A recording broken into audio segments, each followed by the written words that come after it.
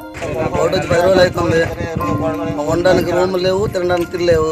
మా పరిస్థితి లేదంటే రోడ్డు మీద తిరుగుతున్నాము. వీళ్ళందరూ బ్యాచులర్స్ సార్. ఇంకా బోల్డ్ మంది ఉన్నారు.